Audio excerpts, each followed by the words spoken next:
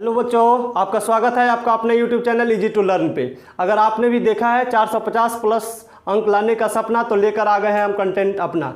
Board exam में 450 अंक लाने के लिए हिंदी में भी मैक्सिमम मार्क्स प्राप्त करना बहुत ही ज़रूरी है, यानी कि हिंदी में भी हमको 95 प्लस मार्क्स लाना है। और इसके लिए हम लेकर आ गए हैं बहुत ही आसान सा कंसेप्ट, जिससे आप हिंदी के एग्ज़ाम में 95 प्लस मार्क्स ला सकते हैं। तो आज हम पढ़ने वाले हैं हिंदी का तीसरा चैप्टर, भारत से हम क्या सीखें। भारत से हम क्या सीखें के लेखक है मैक्स मुलर। आइए हम जानते हैं पहले लेखक का परिचय। मैक्स मुलर का जन्म कब हुआ था? तो मैक्स मुलर का जन्म हुआ था 6 दिसंबर 1823 ईस्वी को। मैक्स मुलर का जन्म कहाँ हुआ था? तो मैक्स मुलर का जन्म हुआ था डेसाऊ, जर्मनी देश में हुआ था। मैक्स मुलर कितने वर्ष के थे जब उनके पिता की मृत्यु हो गई? तो मैक्स मुलर मात्र 4 वर्ष के थे जब उनके पिता की मृत्यु हो गई। लेकिन उनके पिता की मृत्यु होने के बाद, उनकी आर्थिक स्थिति खराब होने के बाद भी उनकी पढ़ाई लिखाई बाधित नहीं हुई, यानी कि उनका पढ़ाई लिखाई रुका नहीं। मैक्स मुलर जब 18 वर्ष के थे तभी लिपजिंग विश्वविद्यालय में उन्होंने संस्कृत का अध्ययन करना शुरू कर दिया। मैक्स मुलर के पिता का नाम था विल्हेल्म मुलर, हम इसे याद रखेंगे। मैक्स मुलर के पिता का नाम क्या था? Wilhelm Max Muller. Max Muller ने कितने वर्ष की उम्र में लिपजिंग विश्वविद्यालय में संस्कृत का अध्ययन आरंभ कर दिया? तो 18 वर्ष की उम्र में ही उन्होंने लिपजिंग विश्वविद्यालय में संस्कृत का अध्ययन आरंभ कर दिया। वे जब छोटे थे तभी वे लैटिन भाषा में इतने निपुण हो चुके थे कि लैटिन भाषा की उन्होंने बहुत सारी कविताएं भी लिखी थी। मैक्स मुलर ने हितोपदेश का अनुवाद किस भाषा में किया था? तो मैक्स मुलर ने हितोपदेश का अनुवाद जर्मन भाषा में किया। आप इस कंटेंट को बहुत ही अच्छे तरह से नोट्स बना सकते हैं, और आपका बनाया हुआ नोट्स जो है एग्ज़ाम के समय में आपके रिवाइज करने के लिए बहुत ही काम आएगा। इसलिए आप पढ़ते जाएं और साथ ही साथ वीडियो को पॉज कर सारे क्वेश्चंस को लिखते जाएं। अगला सवाल है, कठ और केन आदि उपनिषदों का अनुवाद मैक्स मुलर ने किस भाषा में किया था? तो कठ और केन आदि उपनिषदों का अनुवाद मैक्स मुलर ने जर्मन भाषा में किया था। कालिदास की रचित जो मेघदूत है उसका पद अनुवाद किसने किया था? तो मैक्स मुलर ने ही कालिदास की एक रचना है मेघदूत, उसका भी अनुवाद किया था। मैक्स मुलर का भारत के विषयों के प्रति, भारत की संस्कृति के प्रति जिज्ञासा को देखकर स्वामी विवेकानंद ने उन्हें वेदांतियों के वेदांती कहा था। तो क्वेश्चन आपसे पूछा जाएगा, स्वामी विवेकानंद ने वेदांतियों के वेदांती किसे कहा है? मैक्स मुलर को कहा गया है। मैक्स मुलर कौन सी भाषा में बाल्यकाल में ही निपुण होकर कविता लिखने लगे थे? तो आपको पहले ही बताया है, लैटिन भाषा में वे बाल्यकाल में ही निपुण हो गए थे और कविता लिखने लगे थे।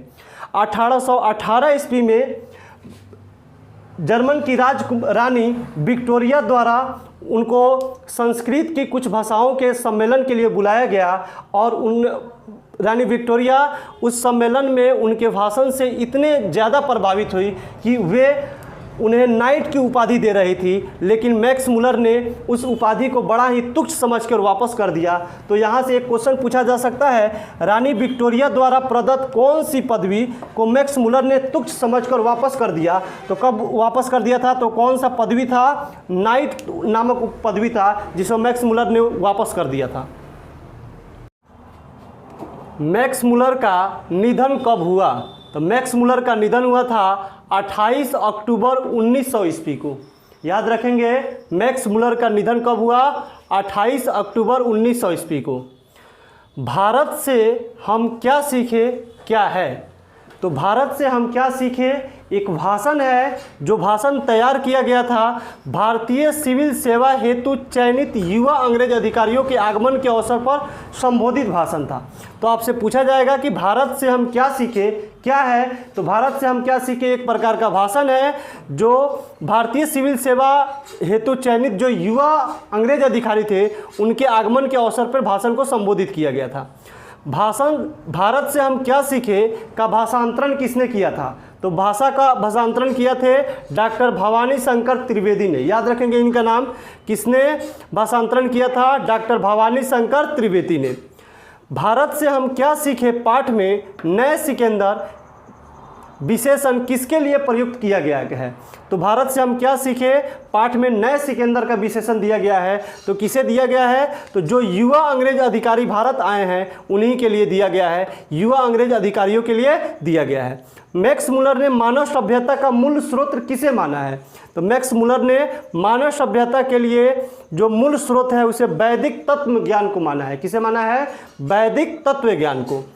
प्लेटो का संबंध किस देश से है? प्लेटो का संबंध यूनान देश से है।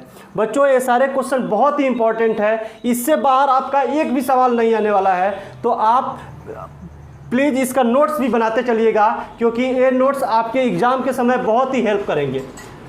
आगे देखेंगे, लेखक के अनुसार सच्चे भारत के दर्शन कहाँ हो सकते हैं?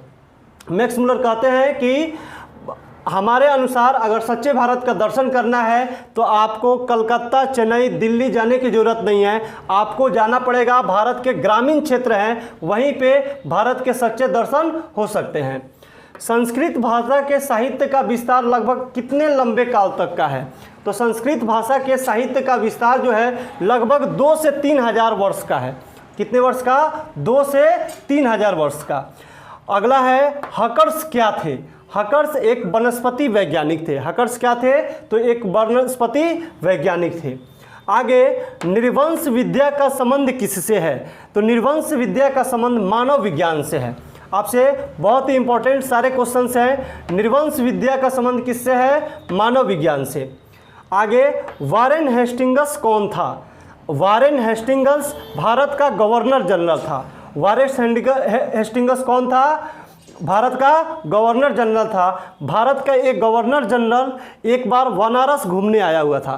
बनारस घूमने जब आया था तो इसे दारिस नामक सोने के सिक्के से भरा घड़ा मिला था वारेन हेस्टिंग्स को। इसमें कितने सिक्के थे? तो इसमें 172 सोने के सिक्के थे। इस नंबर को याद रखेंगे। इसमें कितने सोने के सिक्के थे? 172 दारिस नामक सोने के सिक्के थे।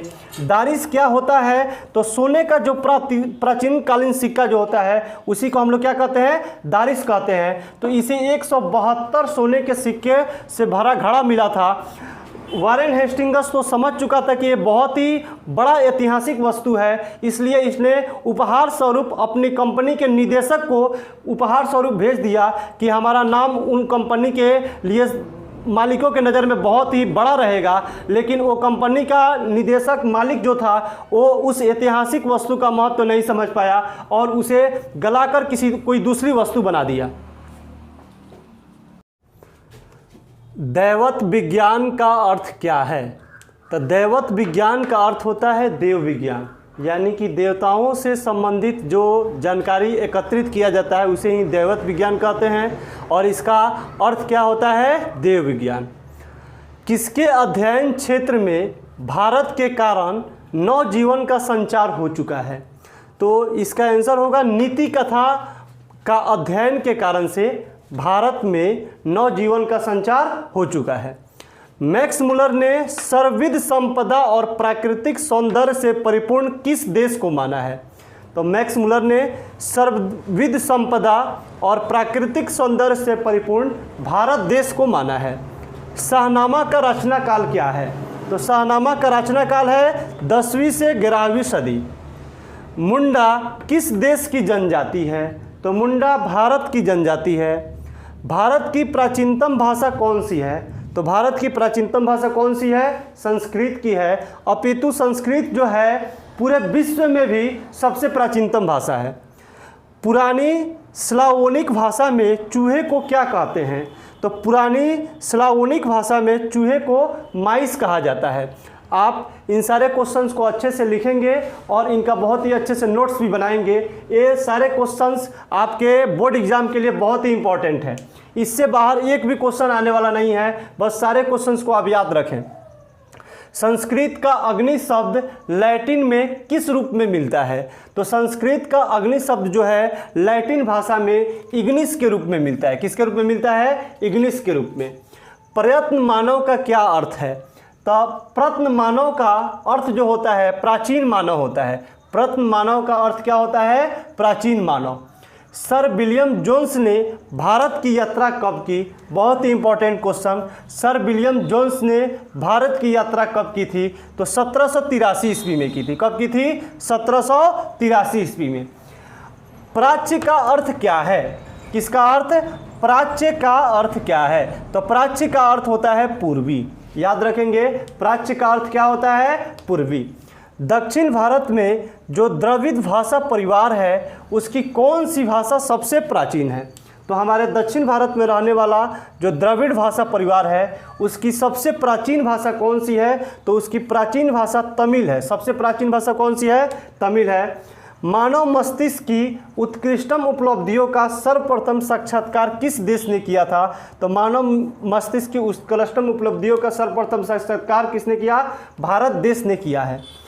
भारत को कैसे स्वप्नदर्शियों की आवश्यकता है? तो भारत को सर विलियम जोन्स के जैसे स्वप्नदर्शियों की आवश्यकता है।